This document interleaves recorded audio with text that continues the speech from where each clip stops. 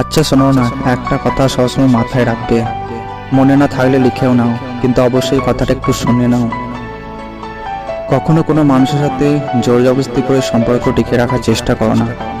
কখনো বলো তো কি হয়, একটা মানুষের সাথে আমাদের অ্যাটাচমেন্ট এতটাই বেশি হয় যে সেই মানুষটা হয়তো আমাদের নেগলেক্ট করে চলেছে, অ্যাভয়েড করে চলেছে, আমরা তবুও সেই সম্পর্কটিকে টিকে রাখার চেষ্টা করি।